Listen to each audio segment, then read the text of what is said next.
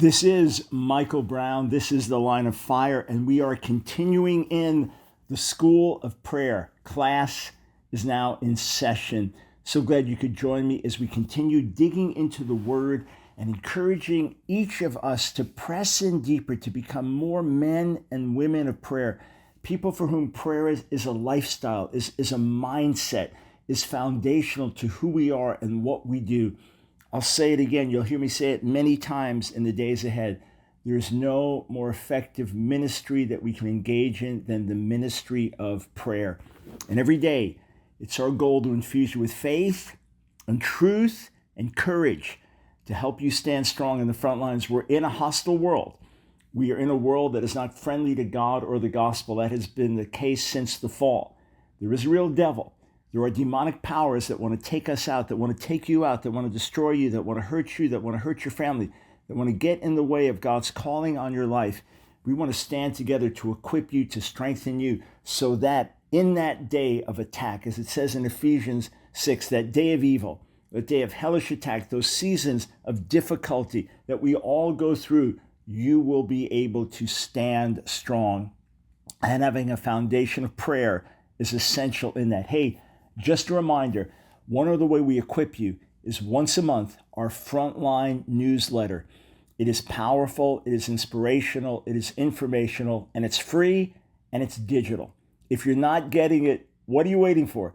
Go to thelineoffire.org, thelineoffire.org, and click subscribe. We will send it your way, put you on our welcome tour, let you know about the thousands of free resources we have for you. It's our goal, it's our vision to stand with you and equip you and strengthen you. We're going to continue laying foundations in prayer and ask the question, how real is the devil? How real is the devil? Well, try and establish a new extended daily time in prayer and see what happens. The enemy will fight to keep you from a powerful prayer life.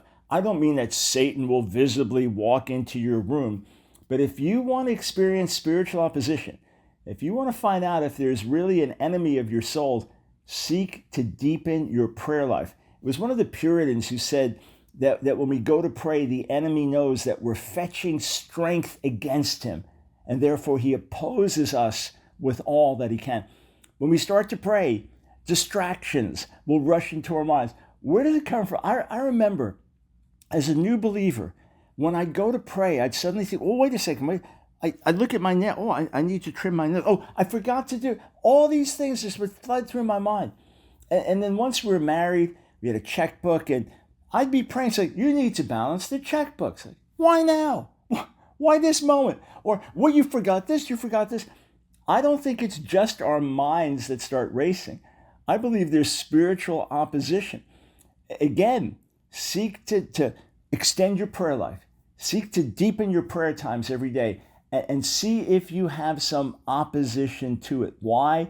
Because prayer is the most effective thing you can do, along with getting the word in your heart and mind to arm yourself against the work of the devil. And when you're praying, you're asking God to move. You're asking God to work. You're putting things in his hands. There are many things he will not do if we don't pray. He says in James, Jacob, the 4th chapter, you have not because you ask not. There are many things God would love to do if we invited them in. In fact, we're going to do a whole lesson or more on how prayer makes us co-workers with God. Here are some directives in the Word. These are exhortations in the New Testament. Romans 12:12. Romans 12:12. Be joyful in hope, patient in affliction, faithful in prayer. Again, if I bring a word that challenges, it's not condemnation, it's invitation. It's saying, okay, maybe we're not doing this, maybe you're not doing this, but here's an invitation to go deeper. Are you faithful in prayer? Does God look at you and say, that's my boy, that's my girl. They are faithful in prayer. Ephesians 6:18, this is at the end of Paul's passage on putting on the full armor of God, Ephesians 6:18, and pray in the Spirit on all occasions with all kinds of prayers and requests. With this in mind, be alert and always keep on praying for all the Lord's people. Pray in the Spirit. Some would take that to mean praying in tongues, praying through the language of the Spirit. Others understand it more broadly, and I believe you can pray in the Spirit, praying with your own understandings, praying your native language. So I look at it as both and. But pray, not just getting yourself worked up, but in harmony with the Spirit, being led by the Spirit, being helped by the Spirit. You say, how? Well, you invite the Lord. You say, Lord, empower my prayers. Lead me in my praying. Be with me as I pray. And pray in the Spirit when? On all occasions. On all occasions. Good times, bad times, high times, low times, mundane times, exciting times. Bedtime, morning time, meal time. Pray in the Spirit on all occasions with all kinds of prayers and requests. It's not one size fits all. Maybe praying the Lord's Prayer is part of your daily routine. Wonderful. Pray it from the heart, not just by rote. But that's only one part of praying. Maybe you spend time every week just pouring your heart out to God. This is what's on my mind. This is what troubles me. Wonderful. Maybe other times you say, Lord, I'm praying for this one. I'm praying for this situation. All kinds of prayers and requests. With this in mind, be alert and always keep on praying for all the Lord's people. Be alert. Prayer is something where we need to be on watch, where we need to be conscious. Okay, here's a need, here's an attack, here's a situation. I should be in prayer. I've been to South Korea, I think 13 times. And the Korean church has been famous for its prayer tradition. This has been for many decades. And I remember talking to a pastor there, one of the national leading pastors, and he told me that for many, many years, for decades, he led the church's 6 a.m. prayer every morning. He was there to lead prayer 6 a.m. every morning. Wow. Oh. And he also led the early morning prayer at 4:30 a.m. Well, what? Yeah, the 6 a.m. prayer, that was the later prayer meeting. The early morning prayer meeting, and he led it for decades, was 4:30 a.m. And these are busy people. These are hardworking people. You say, when did he sleep? Well, you're in the car and they've got a driver wherever he's going, so he could sleep while he's getting driven around. And we'd be talking and then, gets quiet and driving and he's dozing. In other words, they were busy people and they worked lots of hours. We talked to some of the elders that were driving us around. So church elders, they were businessmen. They weren't full-time ministers. They weren't bivocational. They were full-time business people, but they were at early morning prayer every day for years. It was just part of a tradition in which you can be trained to live differently. Your mindset can be different. What you prioritize can be different. But what impressed me was that prayer was just weaved into their lives. That I'd get picked up at the airport by one of the workers, and we'd get in the car, and before he'd drive off, I'd notice him close his eyes in prayer. He's praying for the trip. And then you have a meal, and you pray before the first course, the second course, then after. And I know things can get legalistic. I know people can just put on a religious display. But if prayer is just like breathing, if prayer is just like talking, if prayer is just part of the flow of our lives, oh, praise God, how beautiful, how wonderful, how natural it can be. So, pray in the Spirit on all occasions with all kinds of prayers and requests. With this in mind, be alert and always keep on praying for all the Lord's people. Okay, maybe this is some kind of prophetic sign. As I am recording from my hotel room with our recording equipment in San Diego, you may have heard in the distant background some alarms going off or some sirens going off. That's a reminder that there's always a crisis out there and that many times the Lord will move on you to pray. Colossians 4:2. Colossians 4:2. These are to all believers. These are not to the super saints. Prayer is level ground, friends. I don't care if you pastor a church of 5,000 people or if you're barely making ends meet, working 3 jobs and raising a family, or if you are shut in and sick. Prayer is level ground. We all have access to the same God, and the same God hears our prayer. And many times, the more we recognize our weakness, Matthew 5, blessed, truly happy are the poor in spirit, for theirs is the kingdom of heaven. the more we recognize our weakness, our dependency, the better we can pray. So just to all believers, Colossians 4:2, devote yourselves to prayer, being watchful and thankful. There's something to being alert and then being thankful. We're reminding ourselves of who God is, and we're encouraging ourselves to his faithfulness.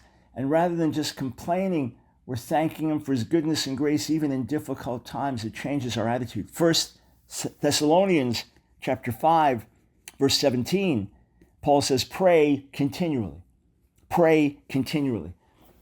Again, we shared on this verse earlier in the week. It doesn't mean that 24/7 we have to pray. I remember teaching classes in ministry schools, and I would see students with their mouths moving as they're listening, well, because they were praying all the time. He doesn't mean you pray 24/7, but prayer is lifestyle. It's lifestyle. It's lifestyle. All right, important announcement, and we will be right back. Let's hear what Trivita customers are saying. Dr. Brown, I can't wait to tell you, those supplements are absolutely amazing. My strength has gone up. I was doing weight that I haven't done since my 20s. I usually ride my bike to the gym, and then on the way back, after I've done my weight training, I'm huffing and puffing. And on Sunday, I rode my bike there and back, and I had so much energy. I'm telling you, the combination of the nitric oxide with the MyoHealth, amazing. I can't believe it. Just how much strength I have right now. Those supplements are absolutely amazing. Trivita wants you to experience wellness too. Do something good for your heart and cardiovascular system.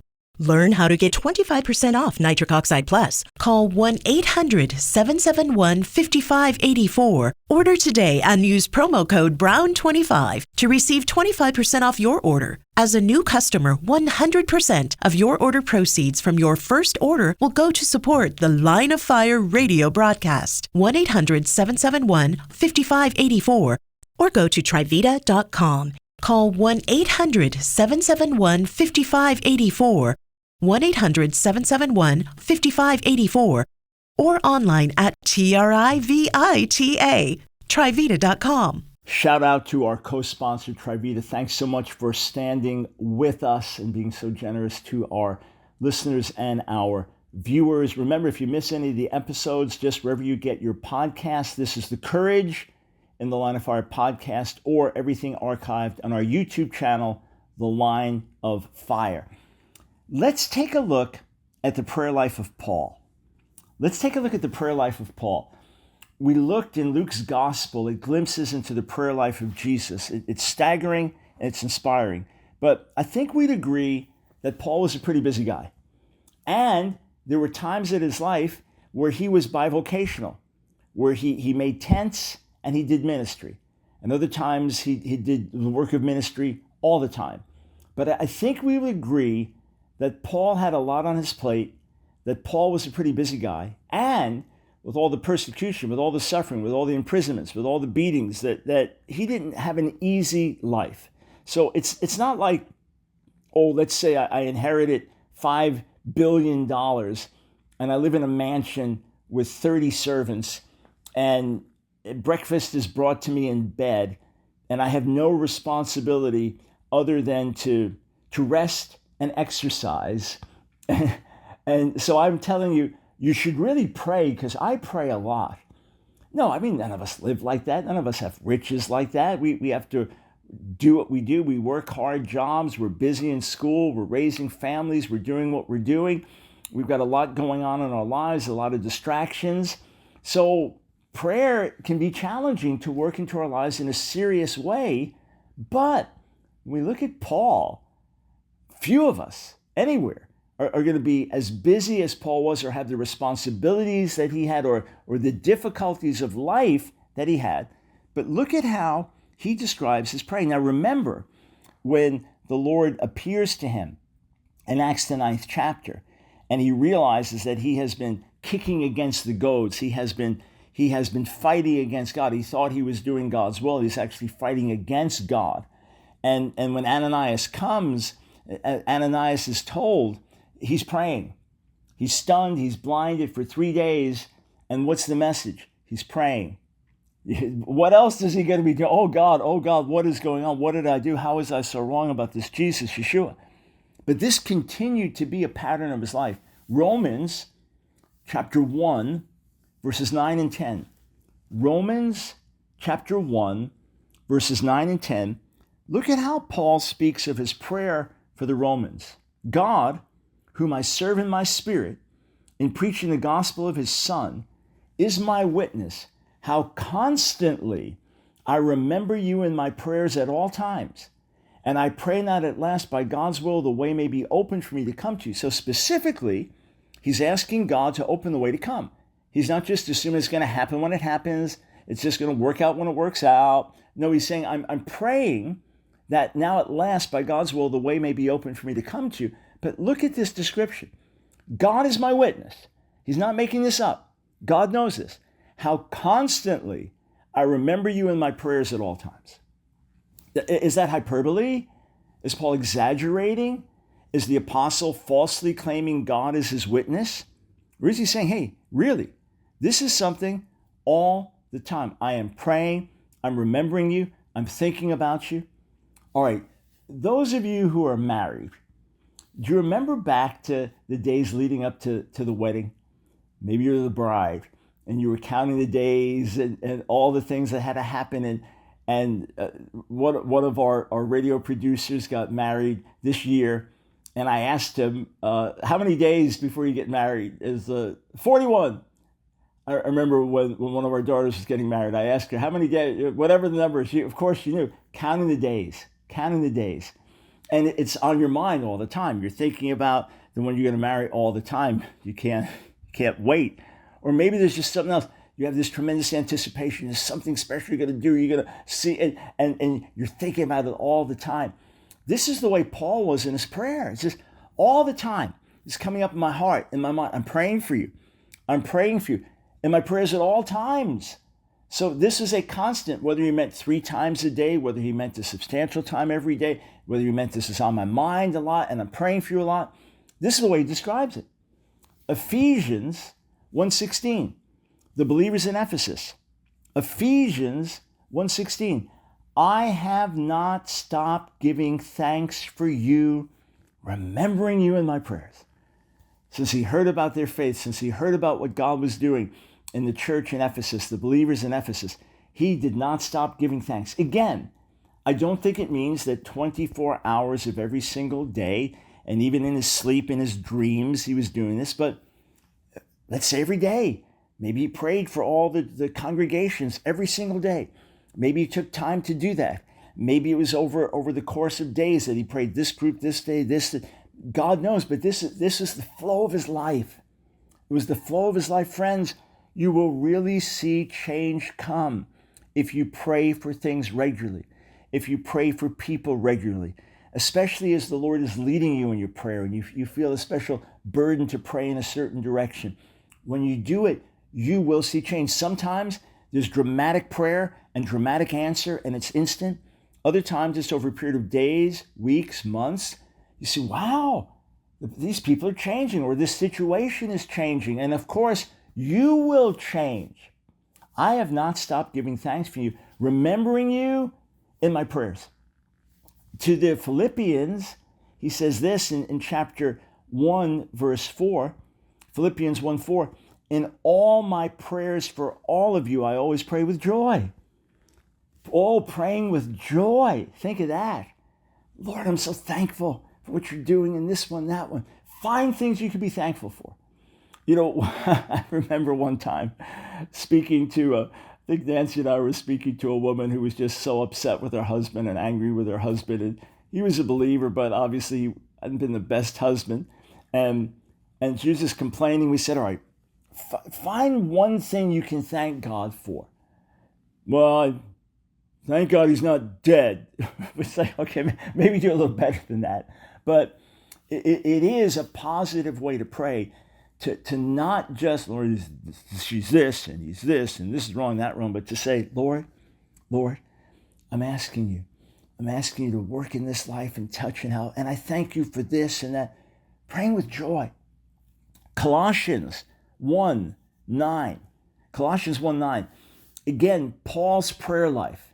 For this reason, since the day we heard about you, we have not stopped praying for you. That to me would mean very regular, probably daily prayer. Paul obviously spent a serious amount of time in prayer on a daily basis. As a Jewish man, prayer would have been a regular part of his life, and he would have prayed set times during the day and prayed certain prayers over and over. Now his prayers began to change. He may have prayed traditional prayers as well, but now he's praying these prayers of intercession and praying for the believers. And it's a burden he carries. It's part of his life. It's a sacred responsibility he has. We have not stopped praying for you. Oh, I'm convicted in my own life that so many things would be different if I had prayed with more consistency. Again, I don't feel condemned by it. I feel invited by the Lord. Well, change it. Change it moving forward. 2 Thessalonians 1:11. We're seeing a pattern here. 2 Thessalonians 1:11. With this in mind, we constantly pray for you. With this in mind, we constantly pray for you. You're suffering, you're going through hard times, you're going through challenges. Whatever the situation is, we're praying for you constantly. We're praying for you constantly. We're praying for you constantly. Are you seeing the pattern here? Okay, how about this? Let's go a little deeper, more specific. 2 Timothy 1:3. 2 Timothy 1:3. I thank God, whom I serve as my ancestors did, with a clear conscience, as night and day I constantly remember you in my prayers. How's that? He's telling us, Timothy, you're a spiritual son to me. You're dear to me. I know there's a calling and purpose on your life. And I serve God with a clear conscience as my ancestors did. I want you to know, Timothy, that I pray for you day and night. I constantly remember you in my prayers. Day and night. This was Paul's pattern, friends. If Paul could find time to pray, we could find time to pray. And I'm convinced that the reason that some of the congregations succeeded where others failed, that some were stronger, was because Paul prayed, and he prayed, and he prayed, and he prayed. Friends, you get what you pray for. When you're in harmony with God, praying according to his will, you will see results. And when we don't pray, when we don't ask, we also see the fruit of that, the negative fruit. Night and day, I constantly remember you in my prayers. Some of you, that's what you have to do for a backslidden kid, for a spouse not walking with God, or for a difficult situation in your job or your church. You got to pray day and night. You got to pray day and night. You got to pray day and night. Friends, the answer will come. Philemon, verse 4. I always thank my God as I remember you in my prayers. And Jesus had taught his followers to pray for those who persecute you. I believe the church prayed for Paul, Saul of Tarsus, as the chief persecutor. God heard their prayers and reached out to Paul on the road to Damascus, and he became a mighty man of prayer. A major key to the success of Paul's ministry was his life of prayer. Friends, the Holy Spirit is saying, let us go deeper in our prayer. Friends, let's raise up, and let's become a praying army. Hey, I hope you enjoyed today's broadcast. Make sure that you click subscribe and then ring that bell. This way, whenever we're putting out a new video, we've got live videos, commentary on what's happening in the world around us, debates, broadcasts from different parts of the world, long-form interviews, a whole host of amazing videos we're putting out just for you. So be sure, click subscribe and ring that bell.